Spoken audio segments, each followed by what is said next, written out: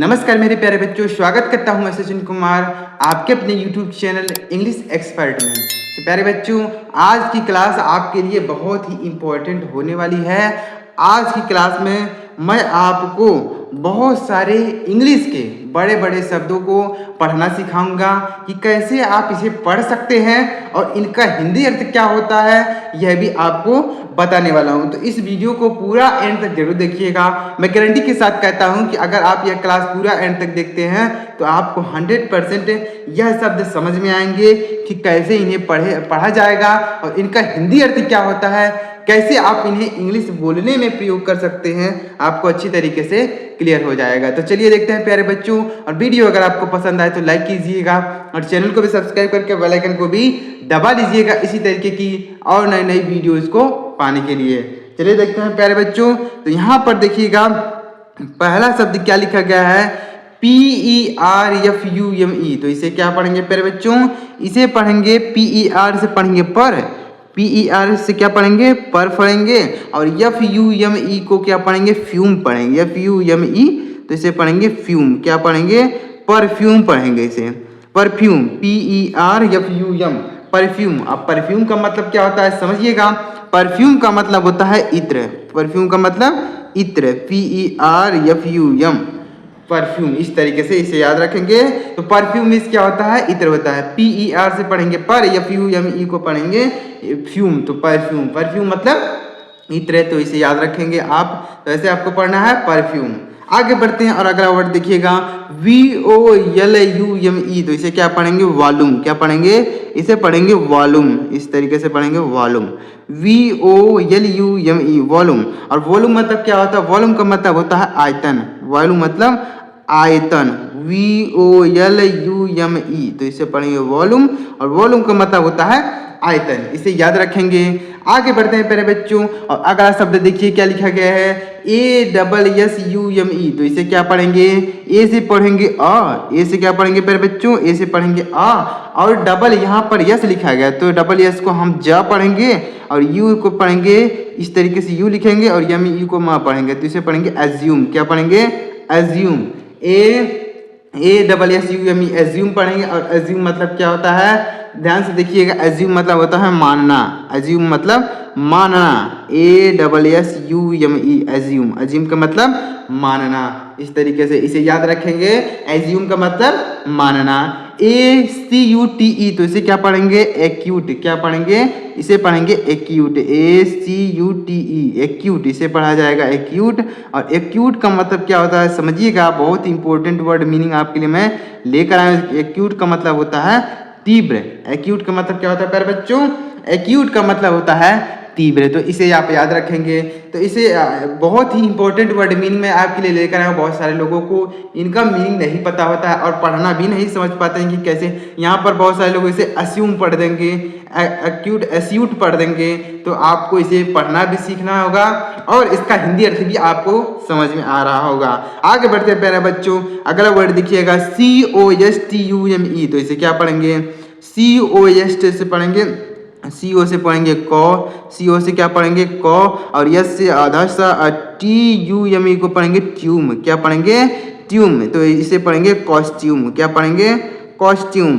Costume means क्या होता है समझिएगा, कॉस्ट्यूम मीन्स होता है पोशाक, कॉस्ट्यूम मीन्स पोशाक, यानी जो हम पहनते हैं कपड़ा उसे कॉस्ट्यूम बोला जाता है, पोशाक बोला जाता है, यानी जो हम पहनते हैं कपड़ा उसे पोशाक बोल सकते हैं, कॉस्ट्यूम बोल सकते हैं। तो कॉस्ट्यूम मतलब होता है पोशाक। अगला वर्ड देखिए क्या लिखा गया है, CONSUME। तो इसे क्या पढ़ेंगे, CON को पढ़ेंगे कन, CON को कन पढ़ेंगे, SUME को पढ़ेंगे ज्यूम, क्या पढ़ेंगे ज्यूम। तो इसे पढ़ेंगे कंज्यूम, कंज्यूम। अब कंज्यूम मतलब क्या होता है, कंज्यूम का मतलब होता है उपभोग, कंज्यूम मतलब उपभोग, CONSUME, कंज्यूम। और कंज्यूम का मतलब होता है उपभोग। उम्मीद कर रहा हूँ प्यारे बच्चों आपको वर्ड मीनिंग समझ में आ रहा होगा। आगे बढ़ते हैं, अगला वर्ड देखिएगा COMMUTE। तो इसे क्या पढ़ेंगे कम्यूट, क्या पढ़ेंगे, इसे पढ़ेंगे कम्यूट, COMMUTE, इसे पढ़ेंगे कम्यूट। और कम्यूट का मतलब क्या होता है, कम्यूट मतलब होता है बदलना, कम्यूट मतलब बदलना, COMMUTE, कम्यूट, कम्यूट का मतलब बदलना। TRIBUTE तो इसे क्या पढ़ेंगे, इसे पढ़ेंगे ट्रीब्यूट। TRI से पढ़ेंगे ट्री और BUTE को पढ़ेंगे ब्यूट, तो इसे पढ़ेंगे ट्रीब्यूट। और ट्रीब्यूट का मतलब समझिएगा, ट्रीब्यूट का मतलब होता है श्रद्धांजलि। क्या होता है? श्रद्धांजलि। ट्रीब्यूट का मतलब होता है श्रद्धांजलि। इस तरीके से इसे लिखेंगे श्रद्धांजलि, ट्रीब्यूट। जैसे कोई मर जाता है तो हम उसकी श्रद्धांजलि करते हैं, तो उसे बोला जाएगा इंग्लिश में ट्रीब्यूट। ट्रीब्यूट मतलब श्रद्धांजलि। आगे बढ़ते हैं प्यारे बच्चों, और अगला शब्द देखिएगा CONTRIBUTE। समझिएगा कैसे पढ़ेंगे इसे, ध्यान से देखिएगा। CON को पढ़ेंगे कन, CON को कन पढ़ेंगे, और TRI को पढ़ेंगे ट्री, और BUTE को पढ़ेंगे ब्यूट। तो इसे क्या पढ़ेंगे? कंट्रीब्यूट। क्या पढ़ेंगे प्यारे बच्चों? इसे पढ़ेंगे कंट्रीब्यूट। CONTRIBUTE, तो इसे पढ़ा जाएगा कंट्रीब्यूट। और कंट्रीब्यूट का मतलब क्या होता है, ध्यान से समझिएगा। कंट्रीब्यूट का मतलब होता है योगदान। कंट्रीब्यूट का मतलब होता है योगदान। जैसे हम कहीं पर योगदान देते हैं तो उसे कंट्रीब्यूट बोला जाएगा। क्या बोला जाएगा प्यारे बच्चों? उसे कंट्रीब्यूट बोला जाएगा। कंट्रीब्यूट मतलब योगदान। DISTRIBUTE, तो इसे क्या पढ़ेंगे? DIS से पढ़ेंगे डिस, DIS से डिस, और TRI से हो जाएगा ट्री, अब BUTE को पढ़ेंगे ब्यूट, तो इसे पढ़ेंगे डिस्ट्रीब्यूट। क्या पढ़ेंगे? डिस्ट्रीब्यूट। DIS से डिस, TRI से ट्री, BUTE को पढ़ेंगे, BUTE को ब्यूट। तो डिस्ट्रीब्यूट माने वितरित, डिस्ट्रीब्यूट माने वितरित मतलब बांटना बोल सकते हैं, वितरित डिस्ट्रीब्यूट। डिस्ट्रीब्यूट का मतलब बांटना या फिर वितरित बोल सकते हैं। आगे बढ़ते हैं, अगला वर्ड है INSTITUTE, तो इसे क्या पढ़ेंगे? इंस्टीट्यूट। क्या पढ़ेंगे? इंस्टीट्यूट। इस तरीके से पढ़ेंगे इंस्टीट्यूट, ऐसे पढ़ा जाएगा इंस्टीट्यूट, ऐसे पढ़ेंगे। और इसका मतलब क्या होता है? इंस्टीट्यूट का मतलब होता है संस्था। इंस्टीट्यूट का मतलब संस्था, जैसे स्कूल, विद्यालय, यह सब एक संस्था है, तो उसे बोलेंगे इंस्टीट्यूट। इंस्टीट्यूट का मतलब संस्था बोल सकते हैं। अगला वर्ड क्या लिखा गया है? SALUTE, तो इसे क्या पढ़ेंगे? सल्यूट। क्या पढ़ेंगे? इसे पढ़ेंगे सल्यूट। SALUTE, सल्यूट मतलब होता है सलामी। सल्यूट मतलब सलामी। SALUTE, सल्यूट मतलब सलामी। आगे बढ़ते हैं प्यारे बच्चों, उम्मीद कर रहा हूँ आपको यह वर्ड मीनिंग अच्छी तरीके से समझ में आ रहा होगा। देखिएगा, बहुत ही इंपॉर्टेंट वर्ड मीनिंग आपके लिए मैं लेकर आया हूँ। देखिएगा अगला वर्ड क्या लिखा गया है? SUBSTRITUTE, तो इसे क्या पढ़ेंगे? सब्स्टिट्यूट। इसे पढ़ेंगे SUBS से हो जाएगा सब्स। क्या पढ़ेंगे इसे? SUBS से सब्स, यहाँ पर TI से हो जाएगा टी, सब्स्टिट्यूट इसको पढ़ेंगे सब्स्टिट्यूट।